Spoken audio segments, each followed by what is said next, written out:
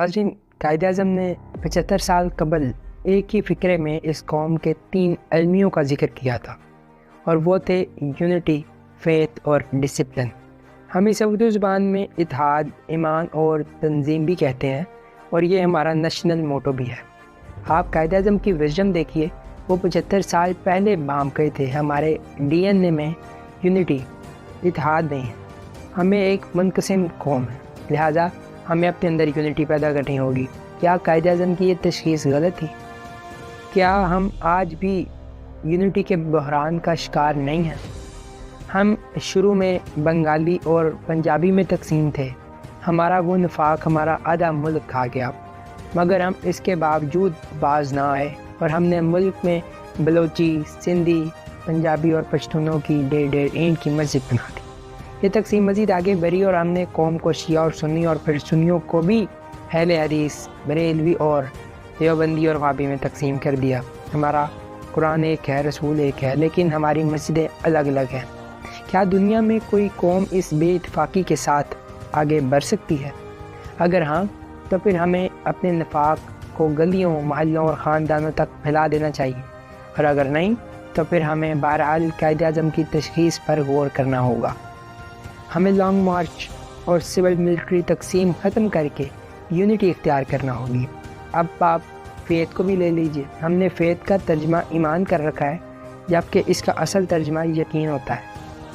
हमने क्योंकि जनरल ज़ियाउल हक़ के दौर में पकौड़ों, खजूरों और शरबत को भी इस्लाम का हिस्सा बना दिया, चुनांचे हमने फेथ को भी ईमान डिक्लेयर कर दिया, जबकि असल हकीकत ये है कि कायद अज़म ने कोई इस्लामी मुल्क नहीं बनाया था।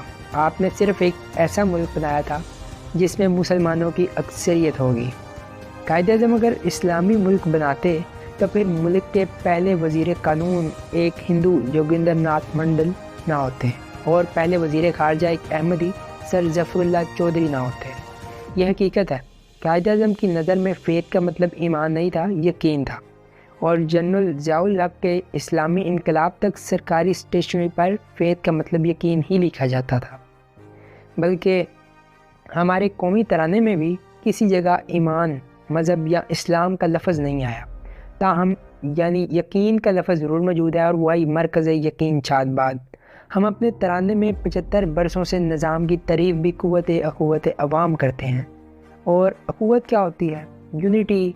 चुनांचे अगर कायद अज़म की नज़र में फ़ेथ का मतलब ईमान होता तो फिर हफीज़ जलंधरी यकीनन मरकज़ ईमान शादबाद लिखते, और ये नहीं हुआ। लिहाजा हम ये कह सकते हैं कि तर्जमा गलत हुआ था और फ़ेथ बहरहाल यकीन होता है, और कायद अज़म जानते थे कि हम मिन हैसुल कौम यकीन की दौलत से महरूम हैं, और अगर हम ज़िंदगी में आगे बढ़ना चाहते हैं तो फिर हमें अपने ऊपर यकीन करना होगा।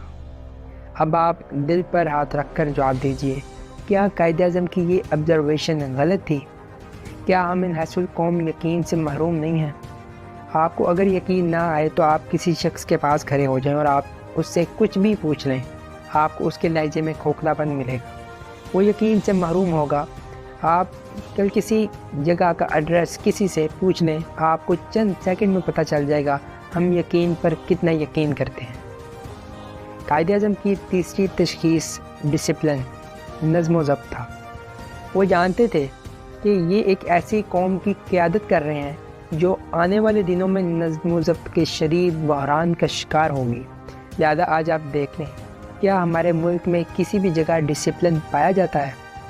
हम मस्जिदों में भी डिसिप्लिन पैदा नहीं कर सके। हम आज भी गंद साफ़ करने वाले को चूरा कहते हैं, जबकि असल चूरे गंद फैलाने वाले होते हैं। हम लोग अपना वॉशरूम, अपनी प्लेट और अपना जूता भी साफ़ करना पसंद नहीं करते, और ये कतार में खड़ा होना और अपनी बारी का इंतज़ार करना भी हम अपनी तौहीन समझते हैं। मैं एयरपोर्ट पर सब लोगों को देखता हूँ और उनकी बोर्डिंग और पासपोर्ट भी किसी दूसरे ने उठा रखे होते हैं, जबकि दूसरे मुल्कों में सदर और वज़ीर आज़म अपने बैग खुद कैरी करते हैं, और ये अपनी गाड़ी खुद चलाते हैं और अपने लॉन की घास भी खुद काटते हैं।